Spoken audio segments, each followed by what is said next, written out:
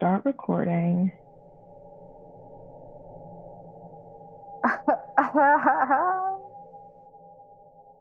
Why isn't it recording?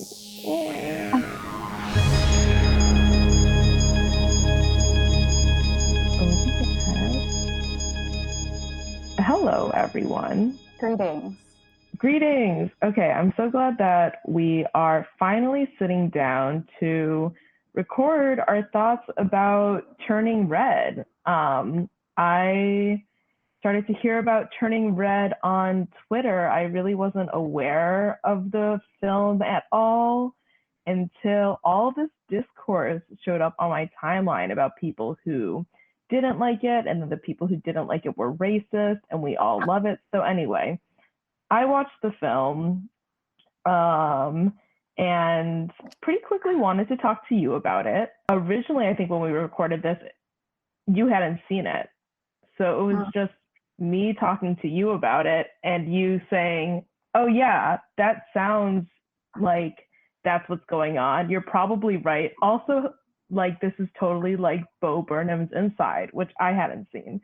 So okay, objection. Anyway, I'm glad that we're recording this now that we've both seen it.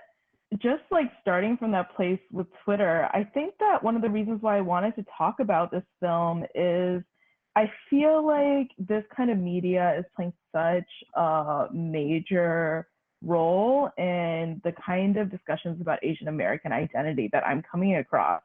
And I'm feeling a little frustrated with those conversations about Asian American identity because I feel kind of limited in a certain way, or like they are ascribing things to the film or seeing things in it that I'm not seeing. And they aren't seeing big things that I am seeing. And I've just felt like I just want to contribute to this conversation and make my and your voices heard because we're smart and we have things to say. Yeah, we have other perspectives. Right. Nobody ever represents my perspective exactly in media, and that's what I don't like about media. Representation matters. Representation of me specifically matters, and I can only do that by being in the conversation. I guess, like, what are people seeing in it that you are feeling in it, or like what are they relating to that you're not relating to? Right. I think one of them, like, more so than the Twitter discourse that I was seeing, which I feel like is not that exciting, so I kind of don't want to be rehashing all of it. I mean, basically, it's like people hating on the film and the film getting a disproportionate amount of hate, possibly because it features an Asian American protagonist, but because that was the initial reaction to the film, the discourse around it feels kind of flattened because basically everything that I've seen about it is kind of in response to that. There's been a couple tweets here and there that are a little bit more nuanced. Outside of that discourse, I was kind of more shocked by what I wasn't seeing people talk about. One of the things that like immediately struck me very strongly in the film was looking at the main character, May's relationship with her culture. So when I was watching Turning Red, like, I noticed that when May comes home from school, she looks like she lives in a kind of Chinatown district or area of Toronto. And her family not only lives in Chinatown, but lives in a historic shrine that is intertwined with their family tradition. And so there's a way that we're representing Asian American characters as having a pretty direct relationship with their ancestral traditions. And that relationship is very aesthetically appealing and pretty directly spiritual in nature. And unsurprisingly, in these films, that connection yields a magical power or a superpower. So one of the reasons why I kind of wanted to talk about this is because it reminded me quite a bit of the relationship with ancestry presented in Shang-Chi, Shang-Chi and the Ten Rings, which is like the last major Asian American release that I saw. And it just immediately kind of doesn't sit so well with me to have the Asian part of Asian American represented in a kind of almost mythical, nostalgic, flatly positive way. I just feel like that relationship with our complicated family histories feels disingenuous to me and is something that is made with the goal of feeling resonant with a large group of people, but if I examine it, doesn't really feel resonant at all. I mean, it doesn't resonate with me. Also, the idea that it would be untouched. Yes. Like the idea of like Chinatown being a place where you can walk into. First of all, I'm not Chinese, but like being a place that you can walk into and it's like I'm not Chinese, but do you like my little Chinese curtain in the background? Okay, I'm sorry. Do you know it's Chinese? Do you even know? I don't even know. Yeah. Okay. Anyway. Yeah. No, for real. I think I don't walk into Chinatown and feel at home. Right. But it's right. and it's not that it doesn't like look, sound, or feel like China at all. It's North America, right? It's a Chinatown in Toronto. There's a lot that gets added by the context of it being in North America, and there's a lot that's fucking lost too, right? Like there are things that like don't translate over here, and there are things that you can't get here. To represent it as like, all right, you go off to school and you play with your multicultural friends, and then you come back home and then you're in China again is a fucking lie. I think there's a fantasy about a Shangri-La or whatever culture that is untouched by Western imperialism or by the everyday frustrations of modern American, or in this case, I guess, Canadian life. Canada is in North America, right? Like it's American. It's American in fine. broad sense. Okay. I'm sorry, I didn't mean to derail it. No, it's good for us to clarify that earlier because I was going to do that little qualification for the entire podcast. It just not only feels weird, but also it kind of plays into the role Asia has historically played for American people in the way that they have, Americans, we are Americans too. We have anxieties about American culture and the implications and the frustrations that we have with it. And often Asia and other foreign countries are used as a placeholder where we imagine that those anxieties don't exist. Now, part of that we see in Turning Red's portrayal of Chinatown by how culturally untouched it feels by America. Also, there is, I feel, a lack of class signifiers in that Chinatown. I know for me in Philadelphia, when I go to Chinatown, I don't feel at home, and I feel more comfortable there than I feel in other places for some reasons. But part of it's that I'm not Chinese, I'm Korean. Also, another really big part of it is that historically, my family's story of coming to America is tied to a very different class narrative than I think a lot of people living in Philadelphia, Chinatown have. So that's one of the things about Turning Red is that the Chinatown that they depict kind of feels like it has no history besides being a little snow globe version that is copied wholesale from the country of origin. I think it's funny to bring up Philadelphia in this instance because, like, when you say no class signifiers, I mean there are a lot of class signifiers. It's fucking clean for one thing. Yeah. And that is, I think, it's really relevant. We're gonna get to food later, but I think like first of all, thinking of actual Chinese cities and what they actually fucking look like, it's not sanitized. Like it's not super fucking clean. Mm-hmm. And then like the very careful construction of like an entrance to Chinatown being like freshly painted red and gold. This thing that you can like walk into and like forget that fucking poor people exist. It sort of exists at the entrance to every Chinatown, but then you get in, and I mean, in Philly, like there's always garbage everywhere. It's not that there has to be garbage in the movie. There must Where is be the trash. garbage? Where is the trash? It feels clean in a way that I think is really consciously constructed by Asian immigrants to like combat the idea that Asians are dirty. Right.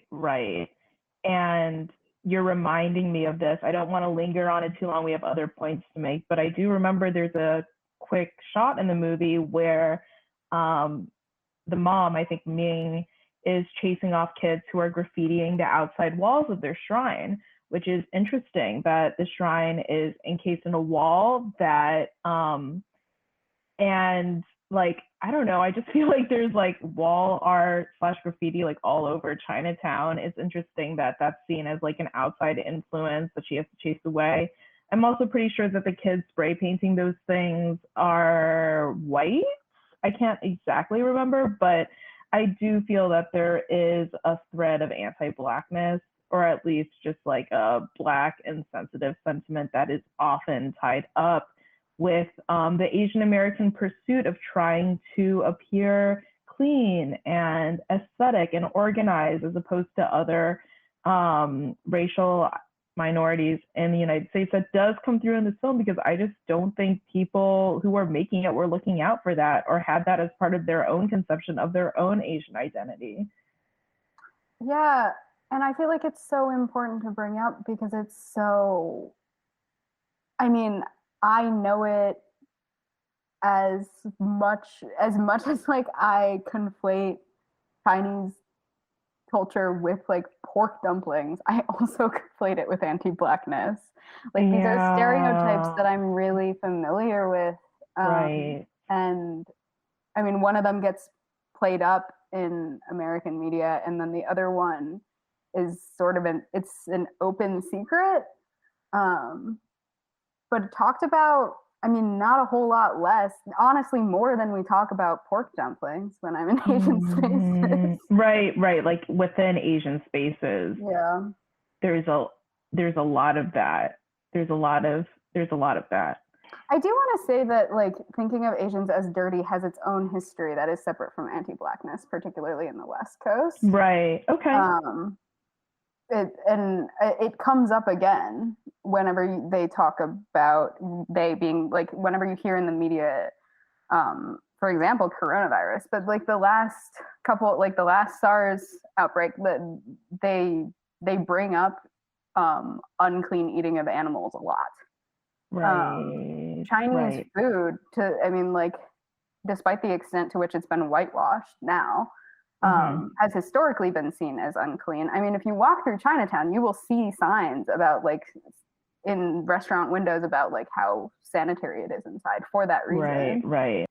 For, like, me being a person who, like, exists with our modern level of consciousness, when I am trying to understand myself, and that self is constructed from a history of my family and where I'm coming from, understanding that history is complex. And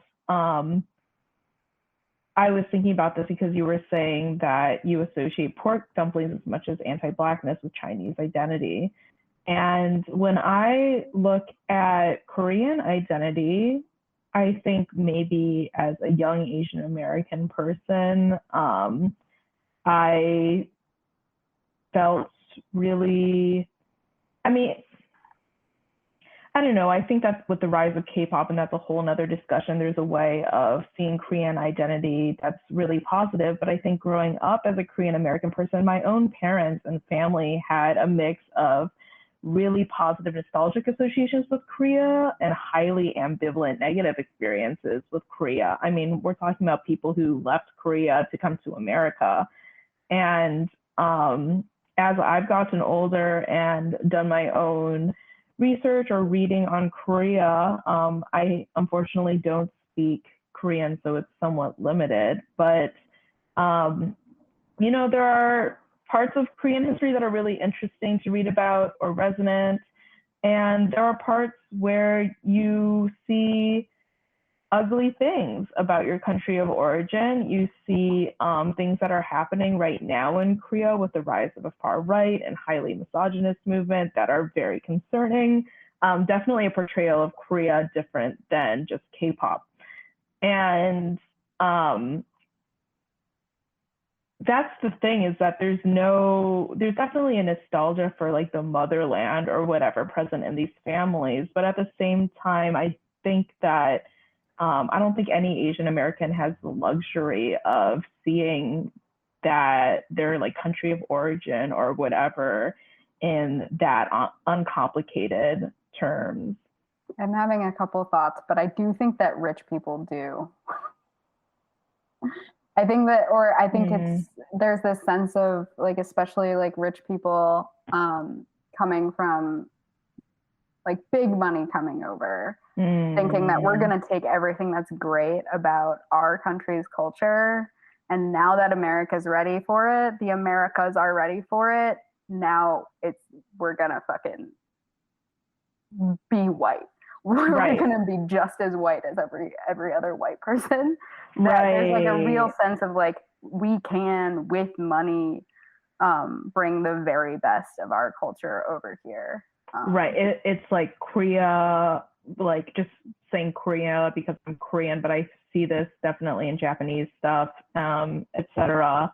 Like, the Koreans who come to America are going to be the Koreans that are as good as white people, are going to be like the new Koreans are going to be the new white, kind of. And it's so fucking different from my sense of both like home country and like the culture from that country and how I've felt as like an Asian American. It's like, it's not a sense of being untouchable in that way.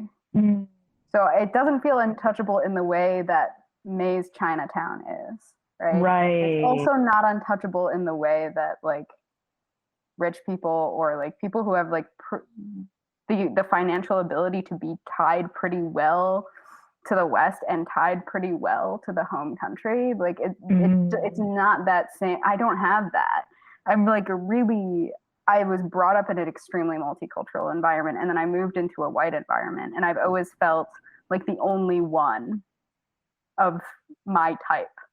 I think that's really real. And, going back to the film, I want to transition us into talking about how these characters, I mean, we'll talk about May specifically, how May's relationship with her culture really influences the plot of this film. I think one of the main plot points that really stuck out to me is that probably the central driving part of the story is that May is trying to sell her culture and make profit off of it so that she can make independent decisions that she wants to make as a young Asian American kid. Right. And I mean, I just want to point out that the whole family depends already on selling access to the temple. Right. To white people. Yeah. And May already dresses up as the red panda. So this is already what she's being trained to do by the family. Is to take their actual religion and sell it to white people. I just got excited because I feel like there's a potentially dark retelling of this film that I would really like, where the panda curse is really a curse because it's a curse of the American gaze on her family culture, that May goes from being someone who dresses up as a panda to market her family in an appealing way. I'm thinking about kawaii culture, thinking post-World War II Japan, trying to present itself to America. And because she dresses up like that and tries again and again to fit into an appealing tourist perception of her family, she becomes that panda. Where was that analysis? Where was that critical lens in the writing room? Yeah, I mean, I think that that plot point kind of speaks for itself. It's simply what it is. I think that I especially resonated with it or was troubled by it because I do think about the Asian American people that were behind the making of this film and how, in a meta kind of way, the making of this film is in of itself a group of Asian American writers who have found that their familiarity and proximity to certain cultural markers has suddenly become something that is appealing in an animation market that has made them and their identities and their skills more marketable. This was not the case so wide-rangingly, I think, until, maybe the past 10 years. I feel like there's this idea that by spreading Asian American culture through media and art, you're somehow doing Asian people a favor or righting a racial injustice. And that when you do that, you lose nothing of yourself. Right, that's the thing. Somehow this marketing of selling access to a cultural or ancestral past, they've ingeniously been able to spill it or to spin it as if as if those people are doing themselves a favor. Or like, as long as they get paid, it's okay, right? But like this god that they bring from the old world over to the not United States, to fucking Canada. That god is gonna have to change as a result of being here. Because I mean, to me, like, there are no fucking red pandas here. Right. It's not indigenous to Canada. So there's a necessary changing of your spirituality that's going to happen when you bring it here. And then the way that worship ends up working out for these kids in the movie is that their K-pop boy band that they worship, like, that's their form of worship. She works at the temple, but she worships the band, right? And so their spell, their singing is as important as the original song from the old world, right? Right. But a boy band is a fundamentally commercial thing. It's an object. And you see that because at the end of the movie, when this product ends up casting this spell over everyone, a lot of their gods, their spiritual, their red pandas that they keep in a totem, like on their person, those go into commercial objects. So one of those people's red panda spirit things ends up in a fucking like Tamagotchi, right? Yeah. And so like I get it. It's like kind of cute, but it is like commercialism as religion. Right. And it ultimately takes over the original shape of their spirituality. I mean, like, for better or for worse, right? But yeah, I think that is really concerning. And I think, for like myself as a young person growing up in this culture, financial independence is such a big part of a coming of age story here. And I just see a lot of stories from Asian America where coming of age stories are really easily conflated with stories about coming into one's artistic merits or artistic style, finding that artistic merit and style is profitable, thus being able to be financially independent. And it's a big part of how you enter American society as like a proper adult, I suppose. Most of this is coming from like multiple takes I've seen about Kikis delivery service from Studio Ghibli, as a story about an artist struggling with their creative passions, struggling with something that came naturally to them, and then having to move to a larger, more industrialized city where they have to sell it, losing passion for that thing. I mean, to me, this is a coming of age story about a young person and realizing their own powers and coming to a relationship with it. But for some reason, Asian Americans here really see it as connected to artists specifically. And they might see it as artists because they feel that it's made by Studio Ghibli, it's made by artists. A lot of stories are autobiographical of that creative process, but I don't know, I feel like it kind of assumes a relationship with art and creativity across countries and cultures, which is a little presumptuous to me. I mean, I think Kiki's delivery service, I think it's a little more forgivable because there's the direct metaphor within the movie. Are you talking about the girl, the artist girl in the hut? Yeah. Her Yeah. mentor is an Yeah. artist. Her mentor is an artist. And then the main metaphor that she gives Kiki for what's happening to her is an artist's metaphor. It's like a, you know, painter's block. Yeah, I mean, watching it back, Miyazaki's also an artist, and all he does is art. So, so I think like the metaphor is there. Oh my God, we're gonna have to cut that whole hater rant I went on. No, it's not. We can disagree. No, the disagreement is healthy. At the very least, clearly. I do want to point out that like you had written down Asian American, like art will save you is the new like medical degree will save you, and I think that that's true because like primarily because art is one of the few things that hasn't been like mechanized yet. And so there is, I mean, and then you have like a lot of Asian Americans on the West Coast like figuring out how to manipulate their talent to like work in tech. Right. Which is exactly what this movie is. A bunch of Asian Americans working in tech. Right. There's a way that the model minority narrative has shifted to accommodate modern times and sensibilities, unfortunately. So, I mean, I think that you're right to be annoyed. Like, at the end of it, I think you're right to be annoyed with it as a narrative. I just don't think that it's not applicable to Kiki's delivery service. Right. I think my takedown of Kiki's delivery service might be misplaced, but my heart was in the right place. And my heart is also especially in the right place because in the background of the making of Turning Red documentary, there's a working title for Turning Red called My Neighbor Toronto, which I thought was funny just because I just feel that Studio Ghibli aesthetics have gotten so conflated with Asian American experience when like a lot of times those films are portraying nostalgia for like post-war Japan that is neither our generation nor like a lot of us are Japanese. Most Asians, not Japanese. Right. Like statistically, that I've gotten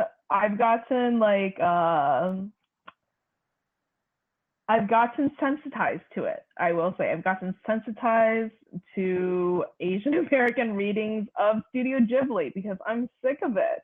I love that shit. I love the films, but I'm sick of it. I can't with these readings of these films that are just projecting an Asian American experience onto a Japanese product. Yeah, and a very Japanese product, right? Like, yes, I mean, very like, Japanese. Like post-war Japan, so a lot of influence from the West, but I mean, like essentially, like very Japanese in its like obsession with restraint. In it's like a lot of the cultural markers, they're not universal.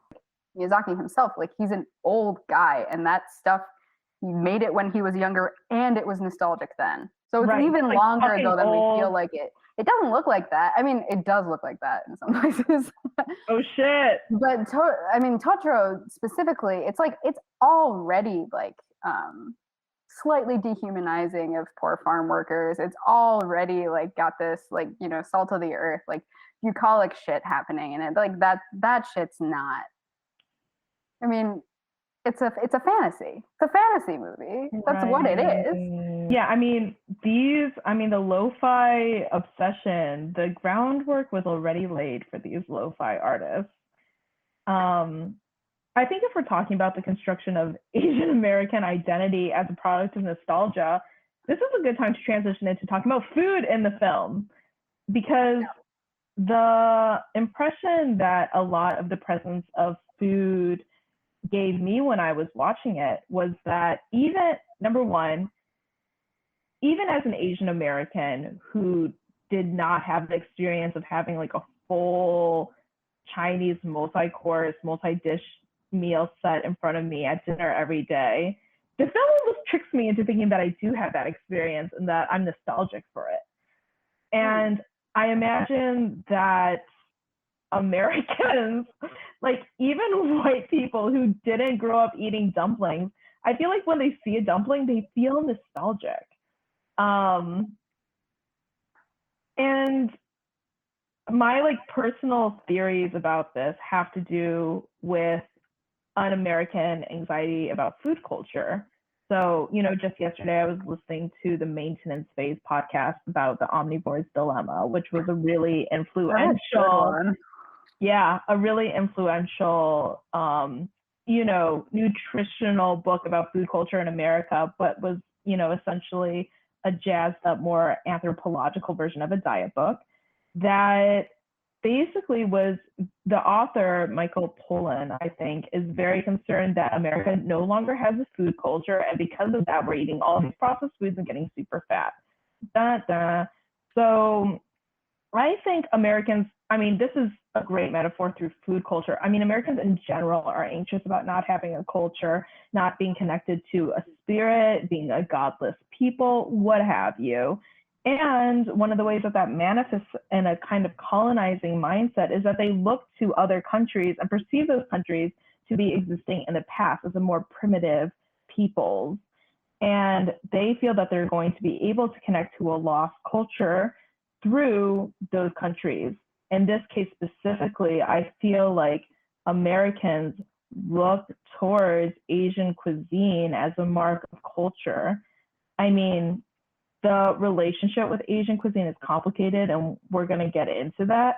But at least in the past 10 or 20 years, Korean food and certain parts of Chinese food have become status markers in America in a way that they weren't before and are associated with a more higher class diet.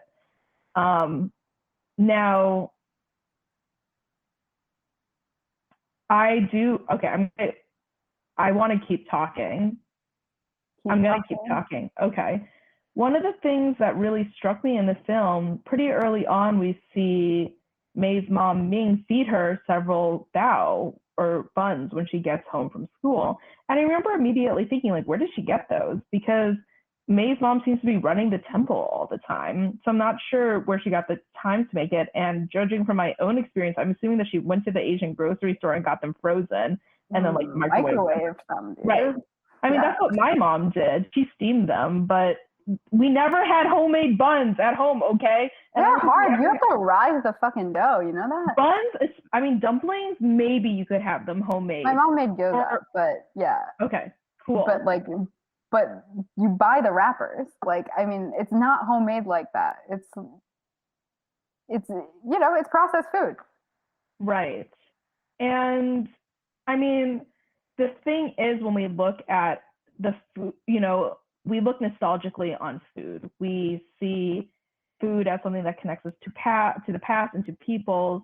And the omnivore's dilemma, from an American perspective, we keep trying to go back to an old way of eating that was more healthy. But a lot of the foods that we associate as being cultural or historical with a certain culture or cuisine are only the foods that were eaten by higher class people who had servants who were able to spend most of their day preparing this food for people, because generally food that is nutritionally dense, nice to look at, tasty, takes a lot of labor to prepare. And even with modern day innovations and advancements in food technology, I personally, as someone who works full time and is a young adult who's even like single and without kids, I don't have time to make myself Korean food every day as much as I would love to.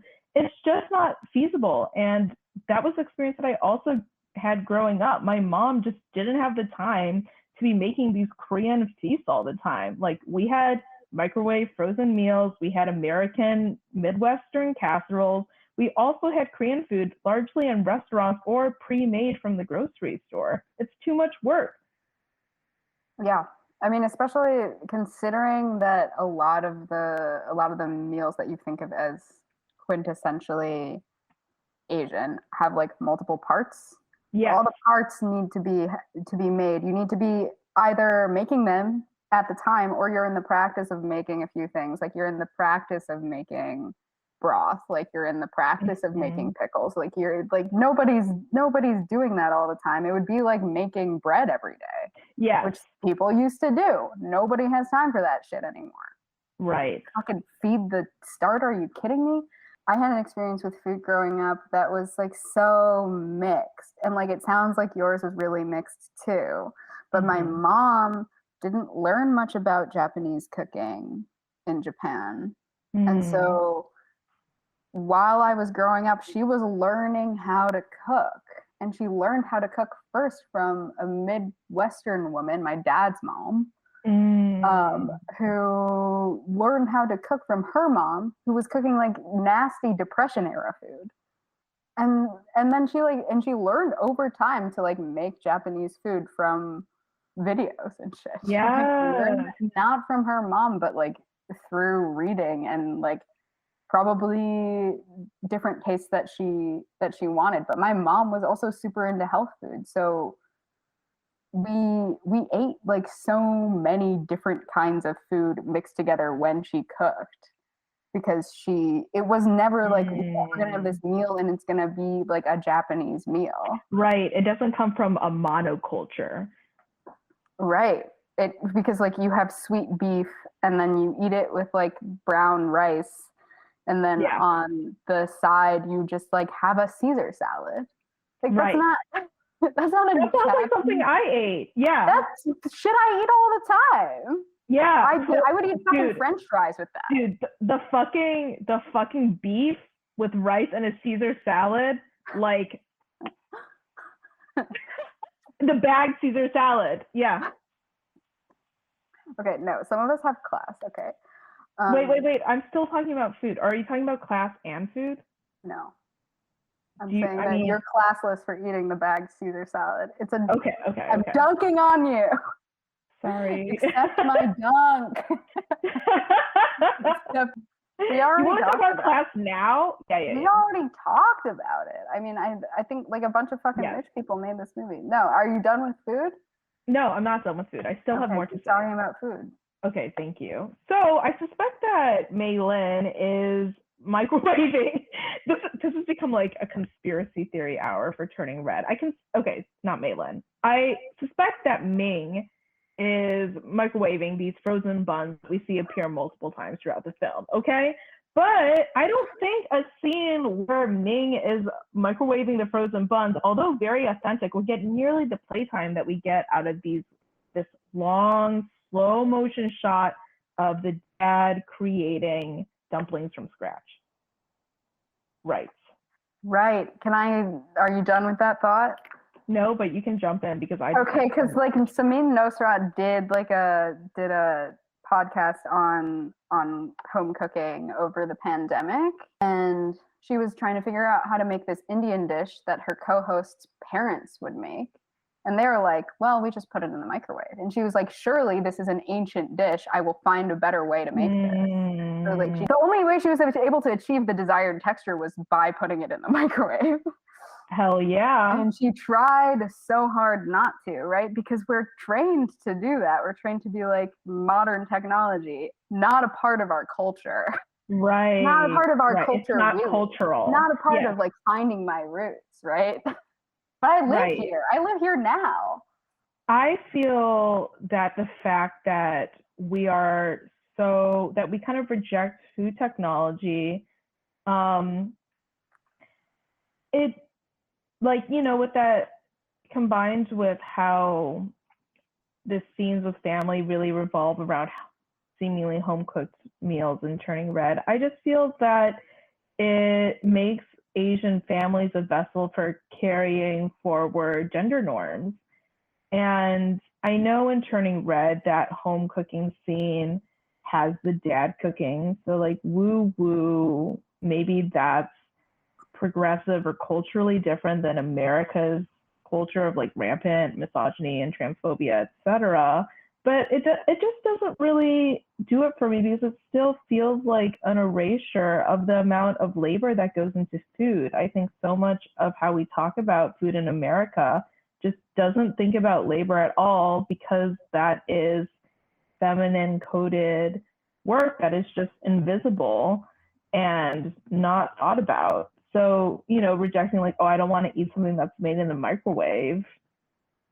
Like, what is this nostalgia for food that someone had to labor over to make for you? Yeah, I think if you look at the kind of cooking, if you look at especially the kind of sort of exoticized, like this is how they do it in the country type cooking, videos that you'll see, like, grandma's making tortillas all day, flipping them over, like making the bread in the clay ovens, picking them off the walls, or making pickles, or like making the filling for dumplings, and how fucking long that takes. It takes all day, and that's their job. They do that all the time because they have a society that's like set up to work that way, and it works just fine that way. Right. But I think that's like I haven't thought this through, but it's sort of more egalitarian.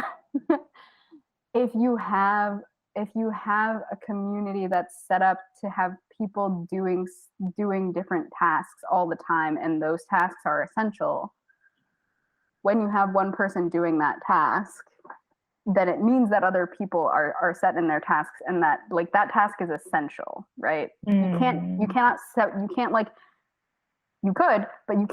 replace that lady, that grandma, with a robot and get the same result. The way that we live now, we are so fractured and so not in community that it's not fucking possible for us to be the grandma making the dumplings and to be the person, like whatever it is, bringing home goods, right? Like, not a furniture maker, but even the person going to fucking IKEA and bringing back the trash that we call furniture, right? Like all of these things like get put on. It's not a read. My IKEA. Yeah, my IKEA bed is just off frame, and I'm Skyping you from my IKEA desk, but okay. I never said I wasn't trash. I live in trash. It's mostly literal trash. I can show you all the cans on my desk right now. Nice. I'm consistently trying to turn them into furniture. Yeah, it's a good point to bring up, and kind of part of where this nostalgia is coming from. Yeah. I mean, I think like in a culture where, I will just say that in a culture where that grandma exists, like like the gender norms issue is not it's not quite the same issue, because like what she's doing is care work and what she's doing is maintenance work, but also in that culture, what everyone's doing is care work and what everyone's doing is maintenance work, because like there is no like big capitalist dream. There's really like the woman who's like learning how to make dumplings isn't going to be like, actually, like I'm going to go work for Google now. See you motherfuckers later. And that's like increasingly a fantasy. But and I think maybe the way that that fantasy is interpreted in a capitalist culture, and the pressure of personal responsibility it puts on each individual household to recreate that fantasy by, I don't know, aspiring to make your own bread every day, which I have seen on YouTube Shorts. People are saying that they make their own bread every day. These 20-year-olds are saying they make their own bread every day. They're fucking liars. Exactly. And I think that that's, it's one of the ways that we experience oppression in this culture. What a surprise. We landed on oppression. Surprise. Supplies. I interrupted the point that you're making about gender. Well, no, the point about that. No, I think that's a good complication of gender, just because, I don't I think I didn't feel interrupted.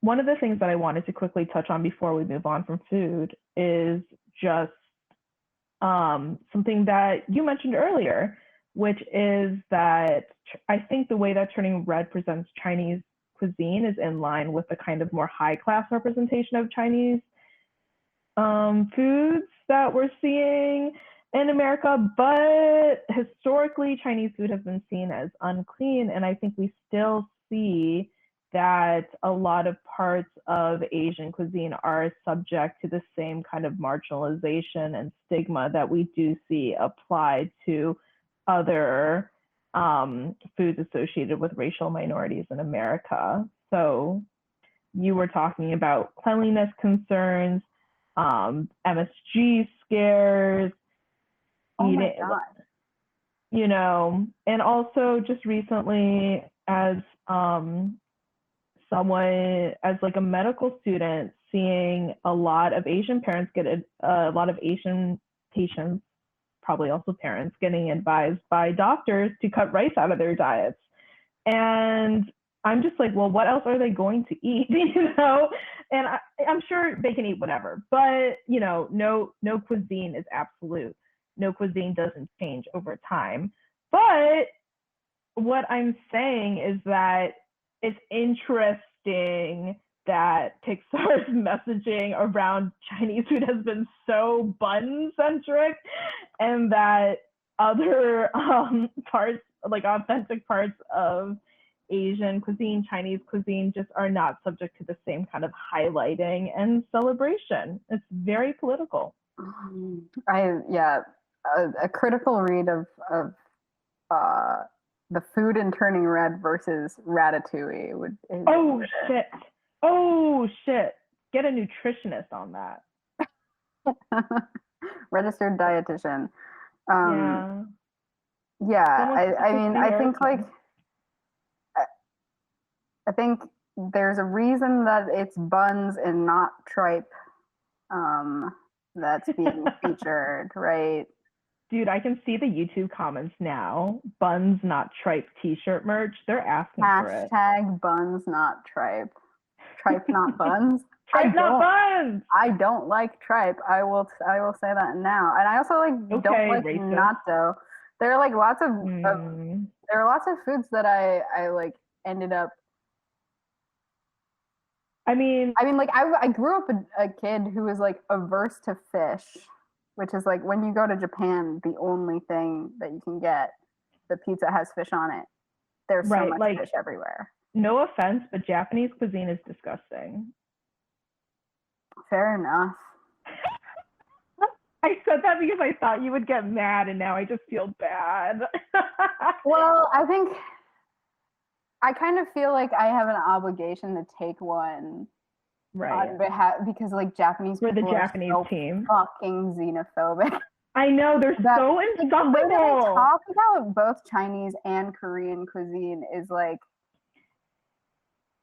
it's really, I mean, if you want to get into like thinking of things as dirty, but like the way that they talk about garlic, about the use of garlic at all, it like feels like talking to fucking Republicans. It's just so intense. And then like I think that there is in spirituality, or like in Buddhism, possibly, like some of the things that you're meant to cut out, like for purity, like alliums are one of those things. So there's this idea of them making things impure, but like the function of alliums is like antibiotic, isn't it? It's like the function of alliums is to make the food safer to eat. And so I would never when I hear that shit, I just like think about shit that my grandma has said about Chinese cuisine, and I'm like, yeah, for it. Yeah, you know, I do not want to say more than what I'm about to say about this, but I just feel the capacity of people to conflate food with like an eternal national identity and spirit is mind-blowing. and consistent. And, I was just watching a lecture yesterday about the history of kimchi, and kimchi is considered like the most Korean thing of all Korean cultural products. Kimchi is the most Korean thing. Definitely really, my first Korean product. Right. I mean, and it's still crazy to me now how like Americans eat kimchi and they have like kimchi hot dog, or they have kimchi every now and then, because when I grew up, kimchi every day, every meal, like it's so central to the diet. Also partially because if you want to talk about going back to the history and roots of our cuisine, most people back before refrigeration are just eating pickled root vegetables for the majority of the year. When it's not harvest time, it's just pickled radish. That was originally kimchi for hundreds of years. The kimchi that we know now with the cabbage, the Napa cabbage, the Chinese cabbage, and the red chili pepper is really only came on the scene in like the 19th century, because clearly red chili pepper and Napa cabbage are not Korean. They had to get there through trading routes. Yeah. But most people, including me, wouldn't have thought that kimchi was like the kimchi that we know now is an invention of not even the past 200 years. Yeah. I think that's a lot of shit. It's like a lot of stuff, because our lives are so shaped by trade and globalism. Right. And our lives are so short. I did not think about the cabbage thing. Although when I learned how to make it, it did occur to me that like, oh, this is a Chinese cabbage. This must be like an Americanized version of this recipe, but it's not. Mm-hmm. It's not. And that is new information. Yep. You said that was the extent that you wanted to talk about that, so we don't have to talk about it anymore. I just have one last major point that I think is salient. One of the things that I just wanted to make sure that we talk about is the discourse around intergenerational trauma and how it's addressed in this film. This is something that I saw getting celebrated a lot on Twitter. Oh, really? Yes. And I feel like Asian Americans love talking about intergenerational trauma. I have not read Crying in H Mart, but I beg you that she talks about intergenerational trauma. So it's kind of a buzzword with Asian American identity. I was surprised to see so many people talking about this on Twitter, just because I didn't really get that much from the film. I can go into my little plot synopsis mode. Yeah, do it. Okay. Basically, if we want to talk about the role of intergenerational experiences in Turning Red, my understanding is that May's mom, struggles with May asserting her independence, especially when it's her panda time, because when Ming's panda first arrived, it caused a rupture in her relationship with her mother that never healed. And her mom has this scar, and I feel that it's implied in the film that somehow her mother got physically hurt in Ming's first transformation. So this gets brought up in her when May is trying to assert her independence around her panda. And eventually, when the stress of it becomes too much, Ming's panda comes out to say, look, this is what I really want is I think mothers and daughters should be together and on this kind of, codependent, I guess, on each other in a way. That's what I want.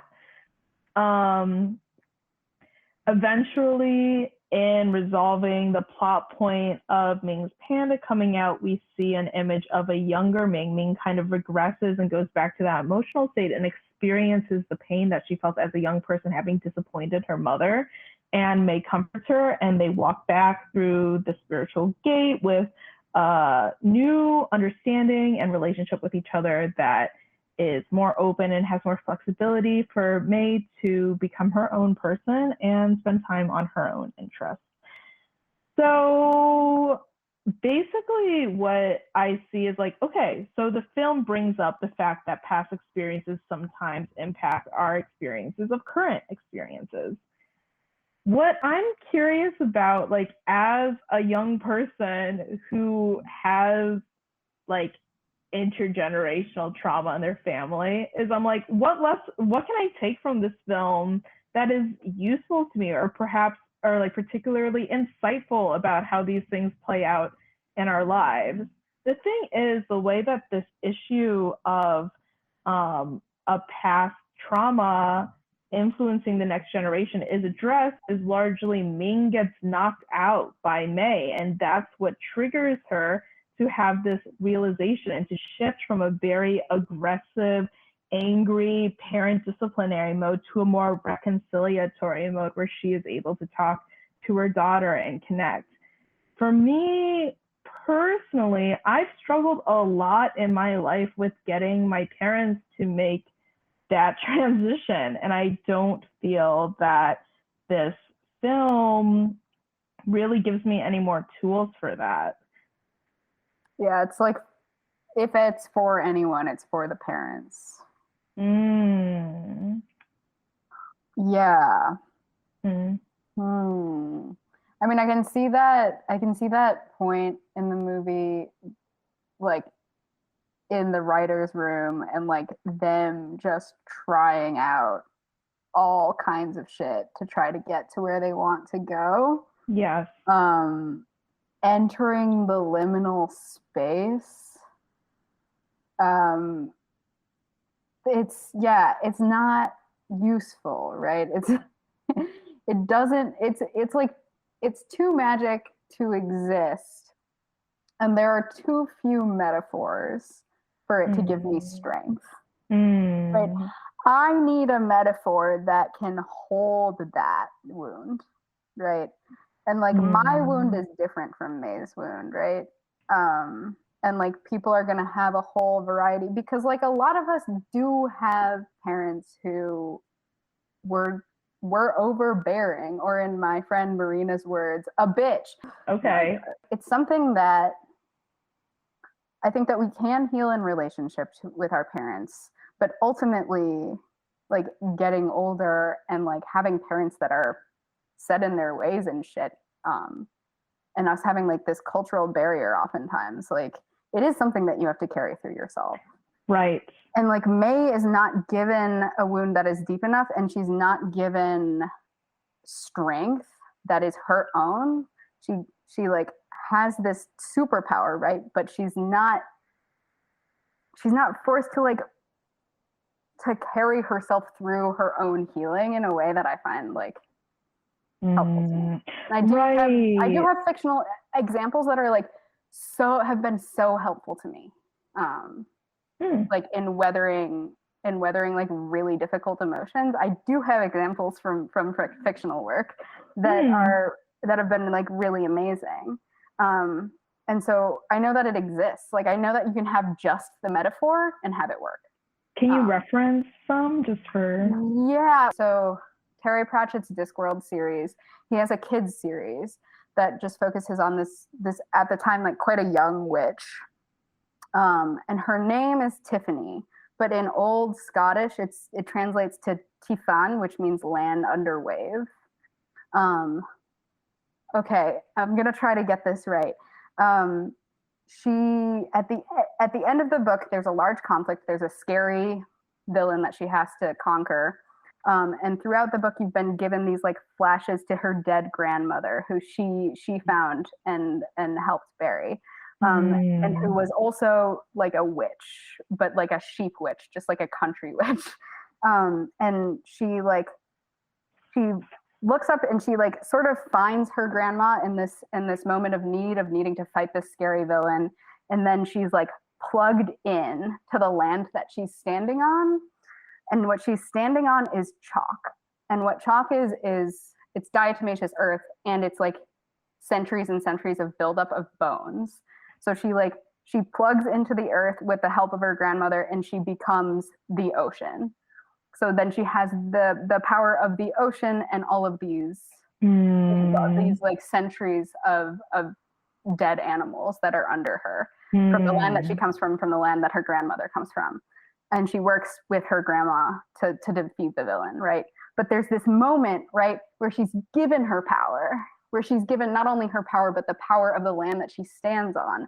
And Right. that is what propels her forward, even though ultimately she's like getting help from other places. It's not all right. Right. And that's such like digging in and then reaching time. Like that's such a huge metaphor, but it's like very helpful. It was like really helpful for me in EMDR when it got really hard to like make it through that time. So I know it can be done.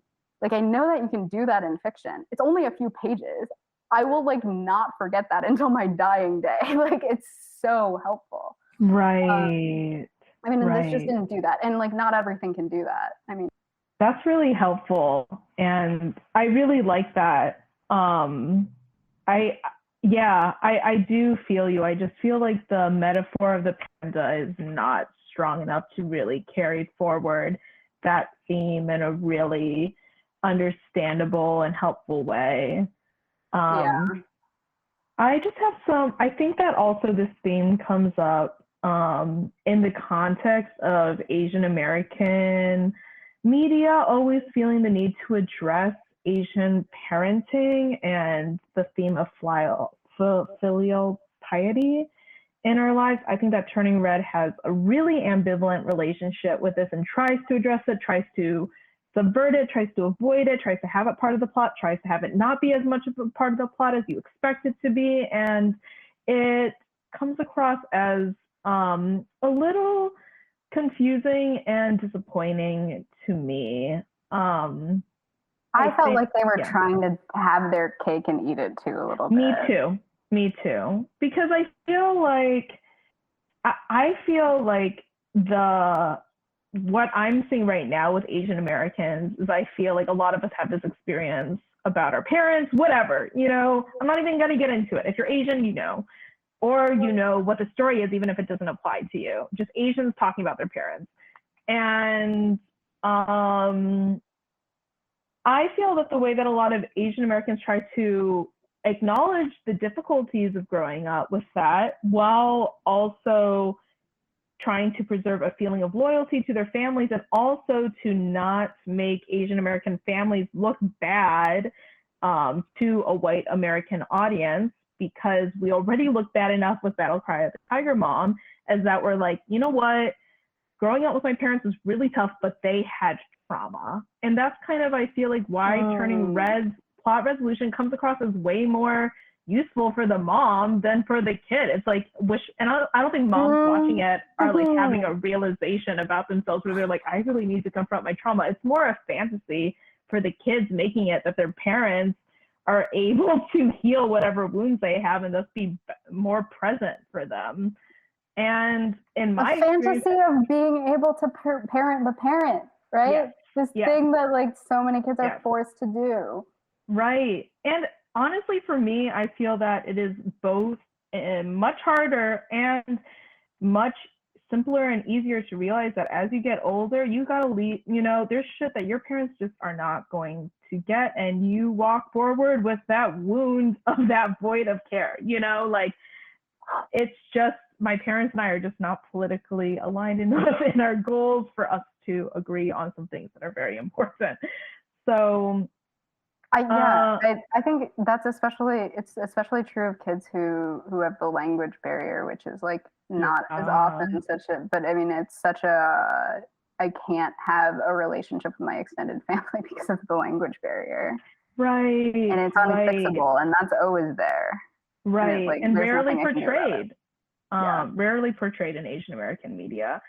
And I think, what you were plugging into, I think that it's a little concerning to me that Turning Red plays a little bit too fast and loose with the fantasy of being able to resolve some really difficult shit with your parents by parenting your parent and really ushering them into their own emotional realization. And I'm just not sure about the implications of that message. As a kid's film, whatever, people wanted to see, maybe the people who made this film, their parents came to that realization and they wanted to see that portrayed on the screen. And I think there is a relief in seeing a film whose climax is more about reconciliation than about domination, yada, yada, yada.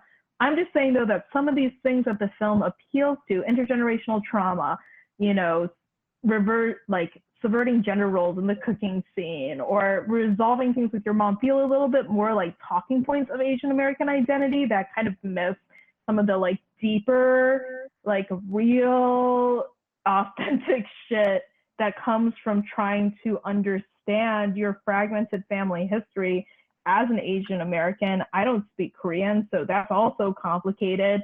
That's the experience that really characterizes my daily lived experience as an Asian American person. And that's very different than an aesthetic that is marketable as a story form within the Western canon. I went off. Yeah. I have nothing to add. I think you said it all. Yeah, I think that we've basically covered it. How do you feel now? Well, you know, I really felt that it needed to be said, and now I feel that together we have said it. I really like that you came to the realization. I really like that you finished your thought about what was weird about the parent-child relationship in this movie. Because I think like on first, like without doing the analysis, it's just like, well, it's kind of hollow and it's kind of whitewashed and it's like, I don't know, whatever, but it's not. I didn't think about the way that the subconscious or like possibly conscious and culturally informed minds of the writers and storyboarders were going to come through. And they could be putting their values and ideologies, which are like might be divergent from mine and might be culturally informed, into the final product. Yeah, I mean, it goes back to really like I didn't want to record this conversation to hate on a children's film. Like, I wanted to have this conversation because we're talking about like what is the collective, like what is the construction of Asian American identity right now, and is anyone keeping an eye on it? Because the kids are in the car and the mom is in Target, you know, like.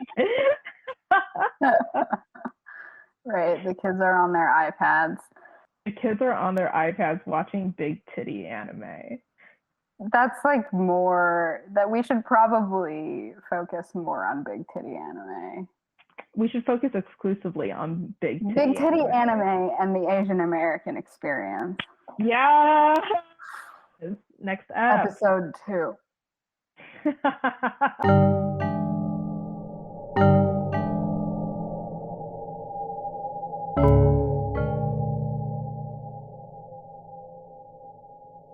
You know, it's like ironically we have to work through these things so that the next generation doesn't have to work through them. What next generation? Lol. Okay, serious.